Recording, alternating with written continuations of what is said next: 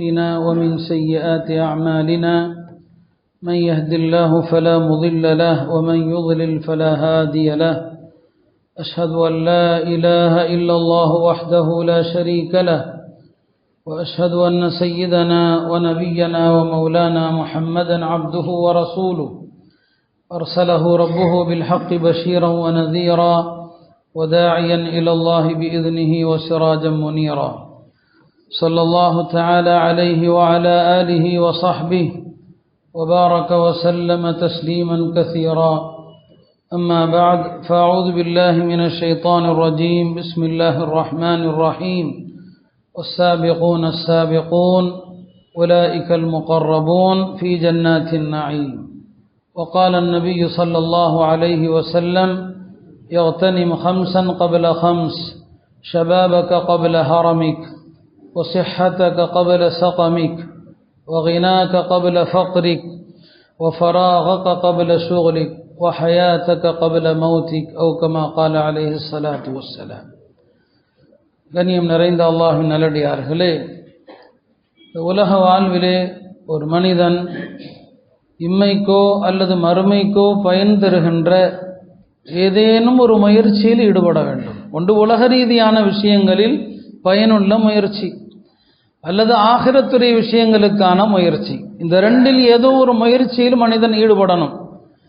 இந்த ரெண்டும் இல்லாமல் ஒரு மனிதன் வீணான காரியங்களில் ஈடுபடுவது, சும்மா இருப்பது கூடாது. ஹஜ்ரத் இப்னு மஸ்ஊத் ரலியல்லாஹு அன்ஹு அவர்கள் சொல்றாங்க, இன்னி லஅம்குது الرجل أراه فارغا ليس في شيء من عمل الدنيا ولا في الآخرة. ஒரு மனிதன் எந்த வேலையிலும் ஈடுபடாமல், துன்யா ஆகிரத்துடைய எந்த வேலையிலும் ஈடுபடாமல் வெறுமனே சும்மா இருக்கிற மனிதனை பார்த்தால் எனக்கு கோபம் வரும்னு சொன்னான். அப்போ இந்த உலகத்தில் ஏதாவது ஒரு நல்ல முயற்சி அதில் ஈடுபடணும். வாய்ப்புகள் நல்லவற்றை சொல்வதற்கு அல்லது நல்லவற்றை செய்வதற்கான வாய்ப்புகள் கிடைத்தால் எல்லா நிலைகளிலும் அதை பயன்படுத்தி கொண்டே இருக்க வேண்டும். மனிதனுக்கு எப்போது மரணம் என்று தெரியாது. கிடைக்கிற ஒவ்வொரு நொடியுமே அல்லாஹ்வால் கிடைத்த அரிய சந்தர்ப்பம். இந்த சந்தர்ப்பத்தில் என்ன நல்லறத்தை செய்யலாம், என்ன நல்ல விஷயம் யாருக்கு சொல்லலாம் என்கிற வாய்ப்புகளை பயன்படுத்த வேண்டும். பெருமானார் ஸல்லல்லாஹு அலைஹி வஸல்லம் அவர்கள் 5 விஷயங்களுக்கு முன்னால் 5 விஷயங்களை பயன்படுத்தி கொள்ளுங்கள். முதுமைக்கு முன்னால் இளமையை பயன்படுத்துங்கள். முதுமை வந்துவிட்டால் ஆசை இருக்கும், அமல் செய்ய முடியாது. எனவே இளமையை பயன்படுத்துங்கள். வஸிஹத்தக கபல சகமிக், நோய் வருவதற்கு முன்னால் ஆரோக்கியத்தை பயன்படுத்துங்கள். வகினாக கபல ஃபக்ரிக், வறுமைக்கு முன்னால் இருக்கிற செல்வத்தை நல்லவற்றிலே செலவு செய்து பயன்படுத்துங்கள். வஃபராகக கபல ஷுகுலிக், வேலை பளு வருவதற்கு முன்னால் இப்போதைய நல்ல நேரங்களை பயன்படுத்துங்கள். இறுதியில் சொன்னாங்க, மரணத்திற்கு முன்னால் வாழ்க்கையை பயன்படுத்துங்க. நபிமார்கள், சஹாபாக்கள், நல்லோர்களுடைய வாழ்க்கையை பார்த்தோன்னு சொன்னா அவங்களுடைய எந்த ஒரு நொடி பொழுதும் வீணானதாக இருக்காது. நல்ல சந்தர்ப்பங்கள் அது கிடைக்கும் போது பயன்படுத்திடுவாங்க. யூசுப் அலைஹிஸ்ஸலாம் சிறைச்சாலையில தான் இருக்கிறாங்க. ஒரு மனிதனுக்கு சிறையில் எவ்வளவு கவலைகள் இருக்கும், எத்தனை பிரச்சனைகள் இருக்கும். அந்த சிறையில கூட அல்லாஹ்வை பத்தி சொல்றதுக்கான ஒரு வாய்ப்பு கிடைக்குது, அதை பயன்படுத்துறாங்க. 2 பேர் சிறையில் இருக்கிற 2 பேர் அவங்கள்ட்ட ஒரு கனவுக்கு விளக்கம் கேட்கிறாங்க. அந்த கனவுக்கு விளக்கம் சொல்ற அந்த சாக்க அந்த இருவருக்கும் தௌஹீதுடைய அழைப்புக்கு பயன்படுத்துறாங்க. யா சாஹிப இஸ்ஸஜன் அர்பாபும் முத்தஃபர்ரிகூன கைர் அமில்லாஹுல் வாஹிதுல் கஹார். அந்த 2 பேர் இடத்துல சொல்றாங்க, ஒரு கடவுள் அல்லாஹ் மேலானவனா இல்ல பல தெய்வங்களா என்று அவங்களுக்கு தௌஹீதை பத்தி பேசுறாங்க. அந்த சந்தர்ப்பத்தில் கூட அவங்க தவற விடல. இதான் நல்லோர்களுடைய பழக்கம். பெருமானார் ஸல்லல்லாஹு அலைஹி வஸல்லம் அவர்கள் சிறியவர்கள் பெரியவர்கள் யாரா இருந்தாலும் சரி, ஒரு நல்ல விஷயத்தை சொல்றதுக்கு வாய்ப்பு கிடைச்சா சொல்லிடுவாங்க. ஒரு நாள் மதீனாவுடைய கடை வீதிக்கு வர்றாங்க. மக்கள் எல்லாம் வியாபாரத்தில் மும்முரமா இருக்கிறாங்க இல்லையா? கடை வீதியில வியாபாரங்கள் மும்முரமா இருக்கும். நபி ஸல்லல்லாஹு அலைஹி வஸல்லம் பார்த்தாங்க, மக்கள் எல்லாம் இந்த வியாபாரத்தில் இவ்வளவு மும்முரமா இருக்கிறாங்களே. அந்த பகுதியில் ஒரு செத்த ஆடு கிடந்தது. அந்த ஆட்டை தூக்கி யாராவது இதை 1 திரகம் கொடுத்து வாங்குறீங்களான்னு கேட்டாங்க. சொன்னாங்க, யார சொல்லலாம், இதை போய் யார் வாங்க முடியும் 1 திரகம் கொடுத்து? அப்போ அந்த சந்தர்ப்பத்தை பயன்படுத்துறாங்க. இந்த ஆட்டை நீங்க கேவலமா நினைக்கிறீங்க, 1 திரகத்துக்கு கூட வாங்க தயார் இல்லை. இந்த துனியாவும் அல்லாஹ்விடத்தில் இந்த ஆட்டை விட அற்பமானது. அந்த சந்தர்ப்பத்தில் அந்த மக்களுக்கு ஆகிரத்துடைய விஷயத்தை நினைவூட்டுறாங்க. அதே போல உமர் இப்னு அபி சலமா, உம்மு சலமாவுடைய மகன், பெருமானாருடைய பொறுப்பில் வளர்ந்தவர். ரசூல் ஸல்லல்லாஹு அலைஹி வஸல்லம் அவங்க கூட உட்கார்ந்து சாப்பிட்றாங்க. நாம சின்ன பிள்ளைங்களுக்கு ஏதாவது சுன்னத்தை வழிமுறைகளை சொல்லி கொடுத்தா பல பேர் எதுக்கு அவங்கள்ட்டெல்லாம் போய் மார்க்கத்தை சொல்றீங்க அப்படின்னு நம்ம சொல்றோம். சின்ன பிள்ளைங்களுக்கு என்ன ஹலால் ஹராமு? நபி ஸல்லல்லாஹு அலைஹி வஸல்லம் அவங்க சிறியவர்களுக்கும் பருவமடையாதவர்களுக்கும் மார்க்கத்தை கற்றுக் கொடுத்தாங்க, ஒழுக்கத்தை சொல்லி கொடுத்தாங்க, ஹராம சொல்லி கொடுத்தாங்க. ஹஜ்ரத் ஹசன் ரலியல்லாஹு அன்ஹு அவர்கள் ஜகாத்துடைய பேரிச்சம்பழத்தை வாயில போட்ட போது இது ஹராம் துப்புன்னு சொன்னாங்க. அப்ப குழந்தைகளுக்கும் ஹராம் இருக்குது. ஆண் குழந்தைகளுக்கு மோதிரம் போடுறது, ஆண் குழந்தைகளுக்கு போய் தங்க செயின் போடுறது, சின்ன வயசுலேயே ஹராம் ஹலால கற்றுக் கொடுக்கணும். அந்த சின்ன பிள்ளை கூட உட்கார்ந்து சாப்பிட்ற உமர் இப்னு அபி சலமா அவரு கண்ணா பின்னான்னு சாப்பிட்றாரு, இடது கையால சாப்பிட்றாரு, தட்டுல அங்கே இங்கேயும் எடுத்து வச்சு சாப்பிட்றாரு. பெருமானார் ஸல்லல்லாஹு அலைஹி வஸல்லம் 3 ஒழுக்கத்தை சொல்லி கொடுத்தாங்க. 3 ஒழுக்கத்தை சொல்லி கொடுத்தாங்க. அல்லாஹ்வுடைய பெயரை சொல்லி சாப்பிடு, வலது கையால சாப்பிடு, முன்னால உள்ள உணவை எடுத்து சாப்பிடு. அப்ப சின்ன குழந்தைகளுக்கும் கூட சந்தர்ப்பம் கிடைத்தா சொல்லுவாங்க. இப்னு அப்பாஸ் ரலியல்லாஹு அன்ஹு அவர்கள் பெருமானாருடைய ஹயாத்துல அவர் சிறு பிள்ளையாகத்தான் இருந்தார், பின்னால பெரிய அறிஞராயிட்டாங்க. ஒரு நாள் இப்னு அப்பாஸோடு பெருமானார் தனித்து இருக்கிற நேரம், அந்த நேரத்தில் அவருக்கு ஒரு உபதேசம் பண்றாங்க, சந்தர்ப்பத்தை பயன்படுத்துறாங்க. சொல்றாங்க, மகனே யஹ்ஃபதுல்லாஹ யஹ்ஃபதுக. ஒரு பெரிய ஆளுக்கு சொல்ற மாதிரி சொல்றாங்க, நீ அல்லாஹ்வுடைய சட்டங்களை பேணினால் அல்லாஹ் உன்னை பேணி பாதுகாப்பான். யஹ்ஃபதுல்லாஹ தஜிதுஹு துஜாஹக.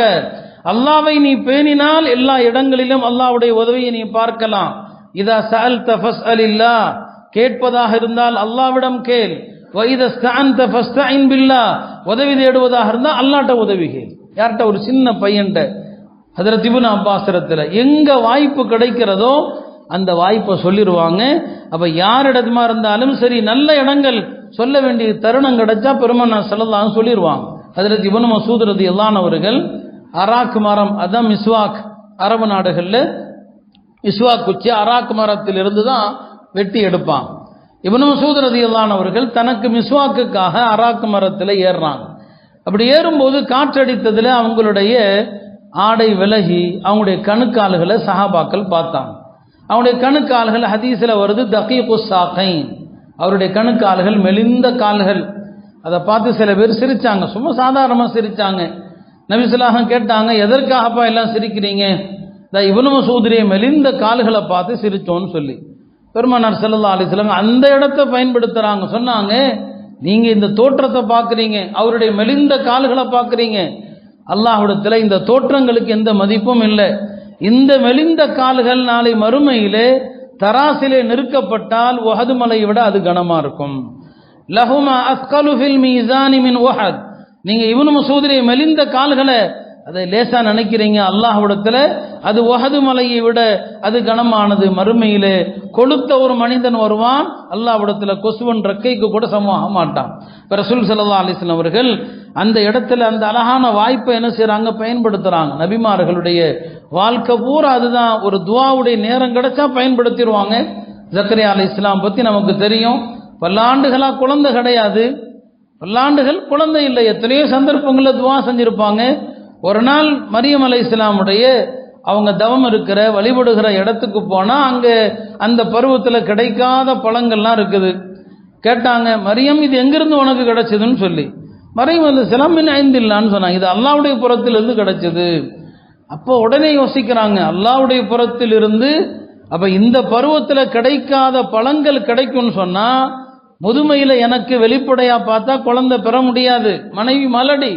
ஆனா அல்லாஹ் எதையும் தர சக்தி பெற்றவன். உடனே அங்கே துஆ செய்றாங்க, ரப்பி ஹப்லி மின் லதுன்க ذُرِّيَّةً طَيِّبَةً. யா அல்லாஹ் எனக்கு குழந்தையை கொடு. அந்த இடத்துல அந்த சந்தர்ப்பத்தை பயன்படுத்துறாங்க. அத்தனை வருஷமா துஆ கபூல் ஆகல, அங்க துஆ செஞ்சதும் அல்லாஹ்வுடைய புறத்தில் இருந்து உடனே பதில் வருது. உமக்கு நாம் குழந்தையை கொடுத்தோம், உம்முடைய துஆ ஏற்றுக்கொள்ளப்பட்டது, உங்களுக்கு யஹ்யாங்கிற பேர்ல ஒரு குழந்தை பிறக்கும்னு அல்லாஹ் சொன்னான். அப்ப அந்த சந்தர்ப்பம், அந்த நேரம், துஆ எப்ப கபூல் ஆகும், எந்த நேரத்தில் ஏற்கப்படும் என்று யாருக்குமே தெரியாது. சுலைமான் அலைஹிஸ்ஸலாம் ஒரு முறை மாலை நேரம் தன்னுடைய குதிரைகளை எல்லாம் அணிவகுக்க செய்து அந்த குதிரைகளை வரிசையா பார்த்தாங்க. கொஞ்சம் அந்த குதிரைகளுடைய அழகுல மயங்கிட்டாங்க. அசருடைய தொழுகையை தொழ முடியாம கொஞ்சம் தாமதமாயிடுச்சு. வருத்தப்பட்டாங்க. இந்த குதிரைகள் அல்லாஹ்வுடைய நினைவிலிருந்து நம்மை திருப்பி விடும் அளவுக்கு வந்து விட்டதே, உத்தரவிட்டாங்க எல்லா குதிரைகளையும் அறுத்து தர்மம் செய்யுங்கள் அப்படின்னு சொல்லிட்டாங்க. இப்போ தர்மம் செஞ்சா அந்த நேரத்தில் துவா கபூலாம், அல்லாஹ்வுக்காக வேண்டி எல்லாத்தையும் கொடுத்துட்டாங்க இல்லையா. இப்போ அல்லாஹ்ட்ட துவா கேட்கறாங்க, ரப்பி ஹப்லி முல்கல்லா யம்பகி லி அஹதின் மின் பஅதி, யா அல்லாஹ் என் பாவத்தை மன்னித்து விடு, எனக்கு பிறகு யாருக்கும் தராத ஆட்சி அதிகாரத்தை எனக்கு கொடுன்னு கேட்டாங்க. கேட்ட நேரம் உடனே கபூல் ஆகிற நேரம் அல்லாஹ் கபூல் செஞ்சுட்டான்.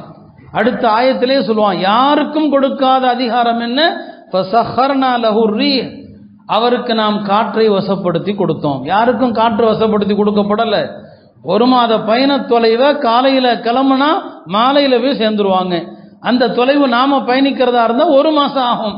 அப்போ அல்லாஹ் அந்த இடத்துல துவா செய்யறாரு, நல்ல தருணம், உடனே கபூல் ஆகுது. நபி மூசா அலைஹிஸ்ஸலாம் மதியன் நகரத்துக்கு வர்றாங்க. 2 பெண்களுக்கு தண்ணீர் பிடித்து கொடுத்து விட்டு ஒரு ஓரமா போய் உட்கார்றாங்க. எந்த உதவி செஞ்சாலும் துவா செய்யுங்க கபூல் ஆகும், எந்த தர்மம் செஞ்சாலும் துவா செய்யுங்க கபூல் ஆகும், 2 ரக்காத்து தொழுதா துவா செய்யுங்க கபூல் ஆகும். எப்போ கபூல் தெரியாது. அப்போ யாரும் இல்லை, மதியன் நகரத்தில் தனியாக தான் இருக்கிறாங்க, எந்த ஆதரவும் இல்லை, சாப்பிடுவதற்கு எதுவுமே கிடையாது. அந்த மரத்தில் அப்படியே நிழல்ல ஒதுங்கி ஒரு துவா செய்கிறாங்க, ரப்பி இன்னி லிமா அன்சல்த இலைய மின் ஹைரின் ஃபகீர், யா அல்லாஹ் நீ எந்த ஒரு நிலவை எனக்கு தந்தாலும் அதற்கு ரொம்ப தேவையில்லைன்னா. அவ்வளோதான். துவா செஞ்ச அடுத்த வினாடி எந்த பெண்ணுக்கு உதவி செஞ்சாங்களோ அந்த 2 பெண்களும் வர்றாங்க, எங்களுடைய தகப்பனார் உங்களை அழைத்து வர சொன்னாங்க. போனாங்க, ஆதரவும் கிடைத்தது, வாழ்க்கை துணை மனைவியும் கிடைத்தாங்க. அல்லாஹ் அதுக்கப்புறம் அந்த பெண்ணை நிக்கா செஞ்சுட்டு பிறகு மிஸ்ருக்கு வந்தாங்கன்னு வரலாறு சொல்லுது. அப்ப நல்ல சந்தர்ப்பங்கள், துவாவுடைய கபூலியத்து எப்ப நடக்கும்னு சொல்ல முடியாது, எந்த சந்தர்ப்பத்தில் கபூல் ஆகும்னு சொல்ல முடியாது. மொத்தமா நபிமார்களுடைய முழு வாழ்க்கையுமே அதுதான், சந்தர்ப்பங்களை பயன்படுத்தணும். யாருக்கு பெற்றோர்கள் ஹயாத்தா இருக்கிறாங்களோ, பெற்றோர்கள் இருப்பது ஒரு அருமையான சந்தர்ப்பம். அவங்க இருக்கிற வரைக்கும் நீங்க துவாவை பெறுவது, அவங்களுடைய அன்பை பெறுவது, அந்த வாய்ப்பை பயன்படுத்த தவறாதீங்க. ஹஜரத் ஹசன் பஸரி ரஹிமஹுல்லா அவங்களுடைய தந்தை இறந்த போது சொன்னாங்க, சொர்க்கத்தினுடைய 2 கதவுல ஒரு கதவு போயிடுச்சு, ஒரு வாசல் போயிடுச்சுன்னாங்க. அப்ப பெற்றோர்கள் சொர்க்கத்தினுடைய 2 வாசல்கள் மாதிரி. நல்ல சந்தர்ப்பம். ஒவ்வொரு நாளும் பெற்றோருடைய துவாவை வாங்குங்க. ஒவ்வொரு நாளும் பெற்றோரை அழகான முகத்தோடு, சிரித்த முகத்தோடு பாருங்க. ஏன்னா தாய் தந்தையரை சிரித்த முகத்தோடு பார்த்தா ஒப்புக்கொள்ளப்பட்ட ஒரு ஹஜ்ஜுடைய நன்மை. உலகத்தில் சில விஷயங்களை பார்ப்பது வணக்கம். காபாவை பார்த்தாலே 20 நன்மை கிடைக்குது. சும்மா காபாவை பார்த்தா போதும். குர்ஆனை பார்ப்பது வணக்கம், பெற்றோரை பார்ப்பது ஒரு வணக்கம். அதனால தாய் தந்தையர் நமக்கு எவ்வளவு சங்கடங்கள், வயதான காலத்தில் அவங்க பேசுறது சங்கடமா இருக்கும், அவங்க செய்யற சில காரியங்கள் சங்கடமா இருக்கும். அவங்களுடைய எந்த ஒரு விஷயத்திற்கும் நீங்க முகம் சுளிச்சிடக்கூடாது. ரொம்ப கஷ்டமான விஷயம்தான். பல பேர் பேச நல்லா இருக்கும் தான் சொல்லுவாங்க, ஆனா உண்மை அதுதான். எவ்வளவு பெரிய ஆளா இருந்தாலும் சரிதான். நீங்க வரலாறுகள்ல பாருங்க, பெரிய பெரிய இமாம்கள் எல்லாம் அவங்களுடைய தாய்மார்களை அப்படிதான் தூக்கி தான் என்ன செஞ்சாங்க, ஹித்மத் செஞ்சாங்க. இமாம் அபு ஹனீஃபா ரஹ்மத்துல்லாஹி அலைஹி அவங்க தாயாருக்கு தன்னுடைய மகன் எவ்வளவு பெரிய சட்டமேதை அப்படிங்கிற மதிப்பு அவங்களுக்கு தெரியாது. அவங்களுக்கு என்னங்க தெரியாது. அவங்க பெரிய இமாமுல் ஆலம், அவங்க சபையில பல ஆயிரக்கணக்கான உலமாக்கள் இருப்பாங்க, அவங்க பெரிய இமாமா இருந்தாங்க. ஆனாலும் இமாமுடைய தாயார் இமாம் அபு ஹனீஃபாட்ட சொல்லுவாங்க, இன்னும் ஆலிமிடத்தில் என்னை அழைத்து கொண்டு செல், நான் அவர்கிட்ட போய் சட்டம் கேட்கணும்னு சொல்லி. இல்லையா, நம்மளா இருந்தால் கோவப்படுவோம். வீட்டில் நான் இருக்கேன் தானே, என்கிட்ட கேட்க வேண்டியதானே. இமாம் சங்கடப்படலை, அப்படியா வாங்க. அவங்களுடைய தாயாருக்கு முடியல, உடம்புக்கு முடியல தான் இமாம் அவர்கள் தாயாரை எங்கே கொண்டு கூட்டு போக சொல்கிறாங்களோ அங்கே தூக்கிட்டு போய் சுமந்துட்டு போய் உட்கார வைக்கிறாங்க, போய் கேளுங்கன்னு சொல்லி. அப்போ தாய் தந்தையரை அவ்வளோ பொக்கிஷமாக கருதுனாங்க. இமாம் ஷாஃபி ரஹ்மத்துல்லாஹி அலைஹி இரவு நேரங்களில் தன்னுடைய தாயாருக்கு காலுக்கு அருகில் அமர்ந்து அவங்களுடைய பாதங்களை பிடிச்சு விடுவாங்க. நாம் தாய் தந்தையர்களுக்கு என்றைக்காவது அப்படி பணிவிடை செஞ்சுருக்கிறோமா? இரவு நேரத்தில் அவங்க தூங்கும்போது அவங்களுடைய பாதங்களை நாம் பிடிச்சு விட்டுருக்குறோமா? இமாமுடைய தாயார் சொல்லுவாங்க, மகனே, மக்கள் எல்லாம் உனக்காக கீவில் நிற்கிறாங்க, நீ என் காலை பிடிக்கலாமான்னு சொல்லி. மக்கள் எனக்காக கீவில் நிற்கலாம், என்னுடைய சொர்க்கம் உங்கள் காலில் தான் இருக்குதுன்னு சொல்லுவாங்க. அருமையானவர்களே, அப்போ தாய் தந்தையர் இருவரோ யாரோ ஒருவரோ இருந்தா உங்களுடைய வாழ்க்கையின் சந்தர்ப்பம் அழகான அந்த சந்தர்ப்பத்தை தவற விடாதீங்க. இதெல்லாம் வாழ்க்கையில் நல்ல சந்தர்ப்பங்கள் என்ற அடிப்படையில். பெருமானார் ஸல்லல்லாஹு அலைஹி வஸல்லம் அவர்கள் தன் தோழர்களையும் அப்படி உருவாக்கி இருந்தாங்க. சில நிகழ்வுகள் பாருங்க, ஒரு சில நொடி தான், யார் முந்துறாங்களோ சந்தர்ப்பம் கிடைக்கும் போது முந்தணும், பிந்திடக்கூடாது. பிந்திட்டா பெரிய கை சேதம். நபி ஸல்லல்லாஹு அலைஹி வஸல்லம் ஹிஜ்ரி 8ஆம் ஆண்டு மூத்தா போர் நடக்குது, ரோமர்களுடனான போர். ஏறத்தாழ 2 லட்சம் பேர் கொண்ட ஒரு பெரிய படை. கடந்த ஆண்டில் நாங்கள் ஜியாரா போயிருந்த போது மூத்தா சென்றிருந்தோம், ஜோர்டானில் இருக்குது. அங்கே இந்த ஷுஹதாக்களுடைய கபறுகளுக்கெல்லாம் கூட போயிருந்தோம். அப்போ அந்த போருக்கு பெருமானார் ஸல்லல்லாஹு அலைஹி வஸல்லம் படையை அனுப்பும் போது சொன்னாங்க, இந்த படைக்கு ஸைத் இப்னு ஹாரிஸா தலைமை தாங்குவார். அவர் கொல்லப்பட்டால் அடுத்து ஜாஃபர் இப்னு அபி தாலிப் அவர் தலைமை தாங்குவார். அவரும் கொல்லப்பட்டால் அப்துல்லாஹ் இப்னு ரவாஹா தலைமை தாங்குவார். அப்போ இந்த 3 பேருமே கொல்லப்படுவாங்கங்கிறத மறைமுகமாக சொல்லிட்டாங்க. சஹாபாக்களுக்கு மரணம் என்று தெரிந்தாலும் அச்சமில்லை. போர் ஆரம்பமானது. முதல்ல தளபதியாக ரசூல் ஸல்லல்லாஹு அலைஹி வஸல்லம் சொன்ன ஸைத் இப்னு ஹாரிஸா கொடியை பிடித்து போராடுறாங்க, வீரத்தோடு போராடுறாங்க, அவர் கொல்லப்படுறார். அடுத்து பெருமானார் ஸல்லல்லாஹு அலைஹி வஸல்லம் சொன்ன ஜாஃபர் இப்னு அபி தாலிப் போராடுறாங்க, அவருடைய வலது கை வெட்டப்படுது. இடது கையால கொடியை பிடித்து போறாரு, இடது கையும் வெட்டப்படுது, ஷஹீத் ஆகிறாங்க.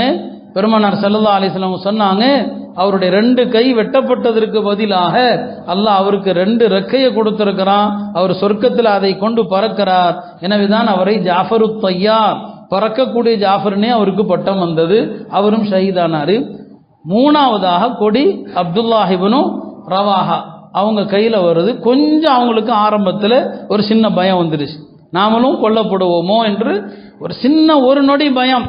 அப்புறம் அவர் ஒரு கவிஞர், வீர கவிதைகளை படித்து களத்தில் கொதிக்கிறாரு, அவரும் ஷஹீதாகிறாரு. நபி ஸல்லல்லாஹு அலைஹி வஸல்லம் சொன்னாங்க, ஜாஃபரும் ஸைத் இப்னு ஹாரிஸாவும் சொர்க்கத்தில் தங்க கட்டிலில் கொண்டு வரப்பட்டாங்க. அவங்க 2 பேரும் முதல்ல போயிட்டாங்க.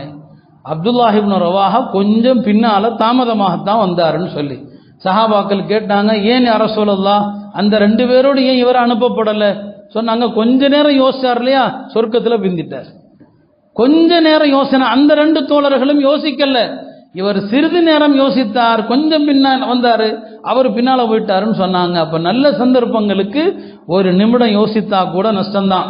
ஒரு முறை நபி ஸல்லல்லாஹு அலைஹி வஸல்லம் அவர்கள் தோழர்களிடையே சொல்றாங்க, உங்களில் யார் தன்னுடைய மேலங்கியை விரித்து, மேலே போட்டிருக்கிற துண்டை விரித்து, நான் சொல்லுகிற இந்த சொல்லை பேசி முடிக்கிற வரை விரித்தே வைத்து, பேசி முடிச்சதும் அந்த துண்டை யார் நெஞ்சோடு அணைக்கிறார்களோ அவருக்கு நான் சொல்ற எந்த விஷயம் மறக்காதுன்னு சொன்னான். யார் துண்டை விரித்து நான் சொல்ற வரைக்கும் அதை அப்படியே விரிச்சிருக்கணும், நான் பேசி முடிச்ச பிறகு அந்த துண்டை யார் நெஞ்சோடு அணைக்கிறாரோ அவருக்கு எந்த விஷயம் மறக்காதுன்னு சொன்னாங்க. இதை சொன்னதும் உடனே மற்றவங்களை விட முந்திக்கிட்டு அபூ ஹுரைரா விரிச்சிட்டார் துண்டை. பெருமானார் ஸல்லல்லாஹு அலைஹி வஸல்லம் எல்லாவற்றையும் சொல்லி முடித்த பிறகு அந்த துண்டை மார்போடு அணைத்தார். அதுக்கப்புறம் அவர் எந்த ஹதீஸையும் மறந்ததில்லை அபூ ஹுரைரா. அதுக்கப்புறம் ஒரு சஹாபி எஞ்சி, யார சொல்லலாம், நானும் என் துண்டை விரிக்கிறேன்னு சொன்னார். பெருமானார் சொன்னாங்க, இல்லப்பா அவர் முந்திட்டார். சபக பிஹா அல் குலாமு தௌசி, அபூ ஹுரைரா முந்திட்டாங்க, அந்த வாய்ப்பு யாருக்கும் கிடைக்கல. எனவேதான் அவர் 5700 ஹதீஸுகளை அறிவிக்கிற வாய்ப்பை பெற்றாரு. சொன்னதும் உடனே முன்னால வந்தார். அதே போலதான் ஒரு முறை பெருமானார் சொல்லுவாங்க, என்னுடைய உம்மத்தில் 70,000 பேர் விசாரணை இல்லாம சொர்க்கம் போவாங்க. அந்த 70,000 பேர் சகுனம் பார்க்க மாட்டாங்க, நல்ல காலம் கெட்ட காலம் பார்க்க மாட்டாங்க. வீடு கட்டும் போது இது அந்த மூலை ஜல மூலை அந்த மூலைலாம் பார்க்க மாட்டாங்க, வாஸ்து பார்க்க மாட்டாங்க, அவர்கள் சூடு போட மாட்டாங்க, மந்திரிக்க மாட்டாங்க, சொர்க்கம் விசாரணை இல்லாம போவாங்க. உடனே உக்காஷா என்று சொன்னார், யார சொல்லலாம், நானும் அந்த 70,000 பேர்ல ஒரு ஆளாகணும், துவா செய்யுங்க சொன்னாங்க. அந்த மின்ஹும், நீ அவர்களில் உள்ள ஆளு தான். உடனே இன்னொருத்தர் எஞ்சார், எனக்கும் துவா செய்யுங்க யார சொல்லலாம். இல்ல, சபக கபிஹா உக்காஷா, உக்காஷா முந்திட்டார். இப்போ அந்த நேரம் அந்த நொடி அவர் கேட்டாரு. இப்போ பாருங்க, உக்காஷா அவர்கள் மறுமையில் 70,000 பேர் சொர்க்கம் விசாரணை இல்லாம போவாங்களே அந்த கூட்டத்தில் ஒரு ஆளாக ஆயிட்டாரு. நல்ல தருணங்கள் வாய்ப்புகள் கிடைக்கிற போது முந்தினார். இதே மாதிரிதான் ஹதரத் அபூ ஹுரைராவுடைய வாழ்க்கையில மற்றொரு நிகழ்வு. ஹதரத் ஸைத் இப்னு சாபித் ரலியல்லாஹு அன்ஹு அவர்கள் மதீனால இருந்தாங்க. ஒரு மனிதர் வெளியூரில் இருந்து வந்தாரு. வந்து ஸைத் இப்னு சாபித் இடத்துல சொன்னாரு, ஸைத் அவர்களே, நான் உங்களிடமிருந்து கற்றுக்கொள்ள விரும்புகிறேன்னு சொல்லி. ஸைத் இப்னு சாபித் சொன்னாங்க, இல்லப்பா நீ அபூ ஹுரைராட்ட போ, அவர்கிட்ட போய் கற்றுக்கொள். அதுக்கு என்னங்க காரணம், ஏன் அவர்கிட்ட போக சொல்றீங்க? இப்போ ஸெய்து இப்னு சாபித் சொன்னாங்க, ஒரு நாள் மஸ்ஜிது நபவியில் ஒரு 3 தோழர்கள் நாங்கள் அமர்ந்திருந்தோம். அபூ ஹுரைராவும் இருந்தார். நாங்கள்லாம் மாறி மாறி துவா செஞ்சோம். ஒருத்தர் துவா செய்ய மற்றவங்க ஆமீன் சொல்ல, இப்படியா இருந்தோம். திடீர்னு அங்கே அல்லாஹ்வுடைய தூதர் வந்தாங்க. நாங்கள் துவா செய்கிறத நிறுத்திட்டோம். பெருமானார் சொன்னாங்க, என்ன துவா செஞ்சுட்டு இருந்தீங்களோ செய்யுங்க, உங்கள் துவாவில் நானும் வந்து கலந்து ஆமீன் சொல்கிறேன்னு சொன்னாங்க. ஸெய்து இப்னு சாபித் சொல்கிறாரு, நான் சில துவாக்களை கேட்டேன், எங்கள் துவாவுக்கு நபி ஸல்லல்லாஹு அலைஹி வஸல்லம் ஆமீன் சொன்னாங்க. அடுத்து ஒரு தோழர் அவருடைய தேவைகளை கேட்டார், பெருமானார் ஸல்லல்லாஹு அலைஹி வஸல்லம் ஆமீன் சொன்னாங்க. அடுத்து 3வது அபூ ஹுரைராவுடைய வாய்ப்பு, அவர் சுருக்கமாக கேட்டார், அற்புதமான விஷயத்தை கேட்டார். யா அல்லாஹ், முன்னால் 2 பேர் கேட்ட எல்லா விஷயங்களையும் நான் கேட்குறேன். அதோடு அஸ்அலுக இல்மன் லா யுன்சா, எந்த ஒரு அறிவை கேட்டாலும் கல்வியை படித்தாலும் எனக்கு மறக்கக்கூடாதுன்னு கேட்குறேன்னு கேட்டார். பெருமானார் ஆமீன் சொல்லிட்டான். அப்போ ஸெய்து இப்னு சாபித் சொல்கிறாங்க, நாங்கள் அப்போ நபி இடத்துல சொன்ன யாரோ சொல்லதான் நாங்களும் மறக்காத அறிவை கேட்குறோம், எங்களுக்கும் ஆமீன் சொல்லுங்க. இல்லை, அவர் முந்தி விட்டார்.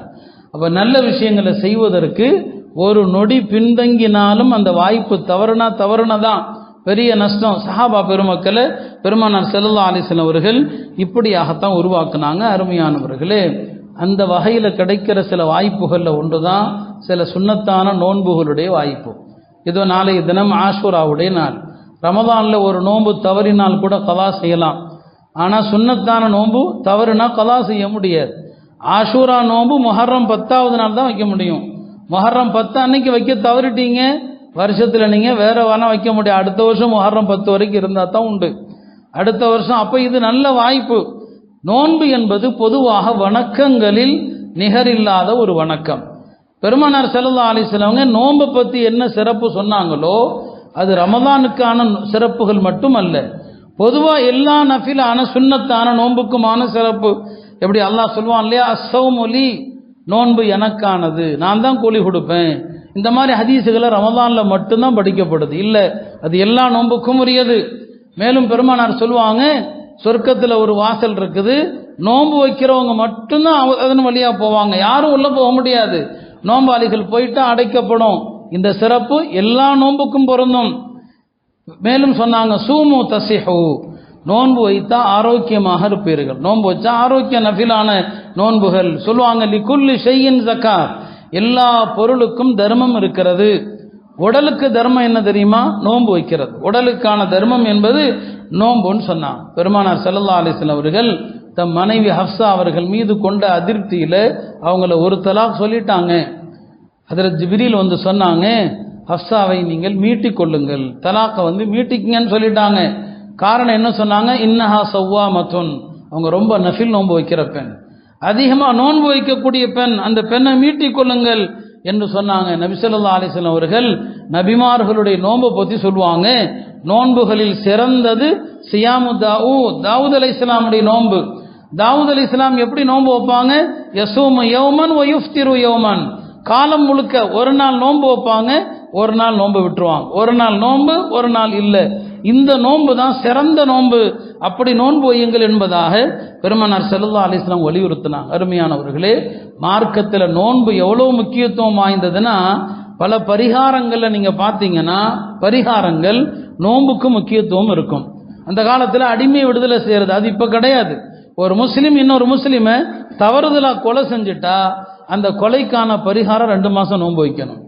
2 மாதம் நோன்பு வைக்கணும். ஒருத்தர் சத்தியம் பண்ணாரு, அந்த சத்தியத்தை முறிச்சிட்டாரு, நோன்பு வைக்கணும், 3 நோன்பு வைக்கணும்.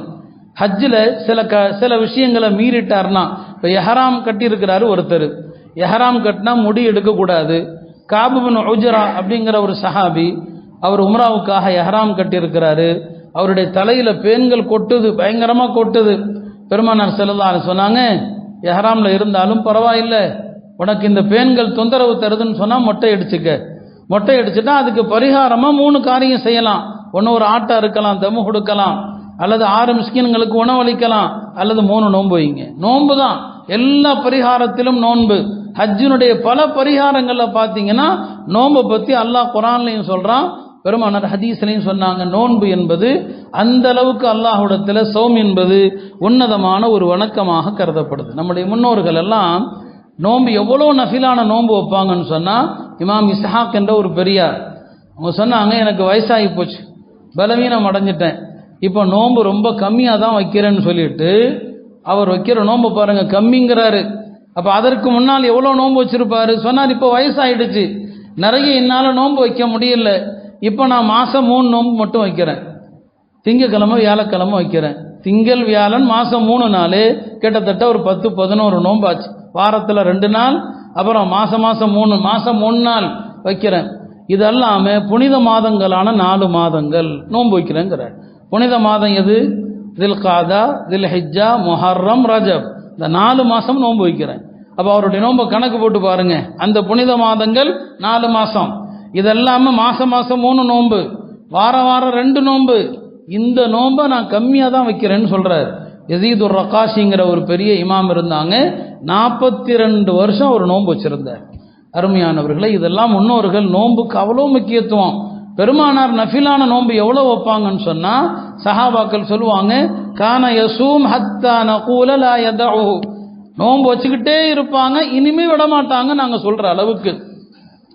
அந்த அளவுக்கு மார்க்கத்தில் நோன்புக்கு முக்கியத்துவம் இருக்குது. ஆனால் நாம அந்த சுன்னத்தான நஃபிலான நோன்புகள் விஷயத்தில் ரொம்ப அலட்சியமாக இருக்கிறோம். பாருங்க, வருஷத்தில் 2 நோன்பு முக்கியமாக இருக்குது சுன்னத்தான நோன்புகளில்.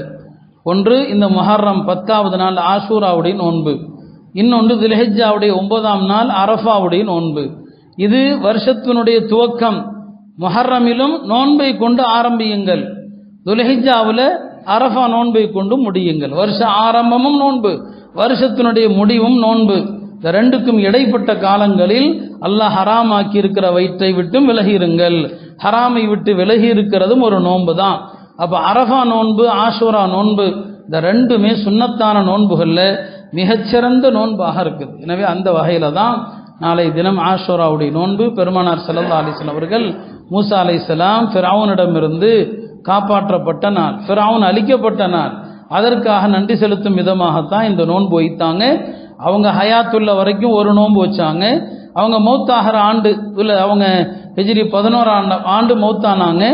அந்த வருஷம்தான் சொன்னாங்க, அடுத்த ஆண்டு நான் ஹயாத்தா இருந்தா 9 வைப்பேன்னு சொன்னான். அடுத்த ஆண்டு ஹயாத்தா இருந்தா 9 வைப்பேன். எனவே நீங்க வைங்க 9, 10 அல்லது 10, 11 நோன்பு வையுங்கள், யூதர்களுக்கு மாற்றம் செய்யுங்க. ஏன்னா நம்முடைய வழிபாடுகளில் கூட தனித்தன்மை தேவை. வழிபாடுகளில் கூட நாம யூத கிறித்தவர்களுக்கு, மற்றவர்களுக்கு நாம ஒப்பாகிவிடக்கூடாது என்பதற்காக பெருமானார் ஸல்லல்லாஹு அலைஹி வஸல்லம் அவர்கள் இந்த தனித்தன்மையை நமக்கு கற்றுக் கொடுத்தாங்க. அந்த வகையில் மிகவும் வலியுறுத்தப்பட்ட ஒரு விரும்பத்தக்க நோன்புகளில் ஒன்று தான் ஆஷூராவுடைய நோன்பு. இன்றைய தினம் நோற்றவர்கள் இன்றும் நாளையும் நோற்பது சுன்னத்து. இன்றை நோற்காதவங்க நாளை மறுநாள் சனி ஞாயிறு ஆகிய 2 தினங்கள் நோன்பு நோற்பது சுன்னத். எனவே இந்த நாட்களில் விசேஷங்களை, விருந்துகளை தவிர்த்து கொண்டு இந்த நோன்பு விஷயத்தில் அதிக அக்கறை செலுத்துங்கள். பெருமானாருடைய காலத்தில் குழந்தைகளும் கூட இந்த ஆஷூராவுடைய நோன்பை கடைபிடித்ததாக உம்மா அத்தியா ரலியல்லாஹு அன்ஹா அவர்கள் சொல்கிறாங்க. அதனால் இந்த நாள் மிகவும் சிறந்த ஒரு நாளாக இருக்குது. நிறைய அபிவிருத்தி பரக்கத்து நிறைந்த நாள். வருடத்தினுடைய ஒரு துவக்கத்தை ஒரு நோன்பை கொண்டு ஆரம்பிக்கிற போது அல்லாஹ் அந்த ஆண்டையே செழிப்பான ஆண்டாக ஆக்குறான். முஸ்லீம் சமுதாயம் உலகம் முழுக்க எத்தனையோ பிரச்சனைகளை சந்திக்குது. எல்லோருமே அல்லாஹ்விடத்தில் நோன்பு நோற்று வர இந்த ஆண்டு மிகச்சிறந்த ஒரு ஆண்டாக அமைய அல்லாஹ்விடத்தில் நாம் எல்லாம் துவா செய்வோம். எனவே இந்த நோன்பை தவறாமல் எல்லோருமே கடைபிடிக்குமாறு அன்போடு கேட்டுக்கொள்கிறேன். அல்லாஹாலா நமக்கு நல்ல சந்தர்ப்பங்களை தந்திருக்கிறான்னு சொன்னால் இந்த ஆஷூராவும் ஒரு அழகான ஒரு சந்தர்ப்பம். சென்ற ஆண்டு இருந்த எத்தனையோ பேர் இன்று நம்மிடையே கிடையாது. அடுத்த ஆண்டு யார் இருப்போம் என்றும் தெரியாது. எனவே இந்த வாய்ப்புகளை தவற விட்டுறக்கூடாது. இறுதியாக ஒரு ஹதீஸை சொல்லி நிறைவு செய்கிறேன். பெருமானார் ஸல்லல்லாஹு அலைஹி வஸல்லம் அவங்க சொன்னாங்க, மன் ஹாலஹுல் லைலு அன் யுகாபிதஹு, யாருக்கு இரவுல எழுந்து தஹஜ்ஜுத் தொழுவது கஷ்டமாக இருக்குதோ, இரவுல எஞ்சி தொழுகிறது அவருக்கு சிரமமாக இருக்குதோ, ஒபஹில பில் மாலி அன் யுன்ஃபிகஹு, காசு வச்சிருக்கிறாரு ஆனால் கஞ்சத்தனம் செலவு செய்கிறது கஷ்டமாக இருக்குதோ, வஜபுன அனில் அதுவி அன் யுஜாஹிதஹு, அவர் அல்லாஹ்வுடைய பாதையில் போராடுவதை விட்டும் கோலையாக இருக்கிறாரோ, இதெல்லாம் செய்ய முடியாட்டா கூட தஹஜ்ஜுத் தொழ முடியல, வாரி வாரி கொடுக்கிற வல்லலா இல்லை, அல்லாஹ்வுடைய தீனுக்காக தியாகம் செய்ய தயாரா இல்லைன்னு சொன்னால் குறைஞ்சபட்சம் ஃபல் யுக்ஸிர் சுப்ஹானல்லாஹி வபிஹம்தி, சுப்ஹானல்லாஹ் வபிஹம்திங்கிற இந்த திக்ரையாவது அதிகம் செய்யுங்கள். இது அல்லாஹ்விடத்தில் தங்க மலையை செலவு செய்வதை விட சிறந்தது.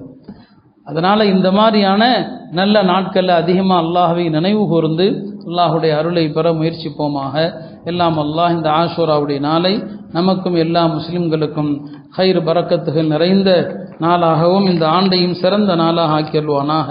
வாஹிரு தஅவானா அல்ஹம்துலில்லாஹி ரப்பில் ஆலமீன்.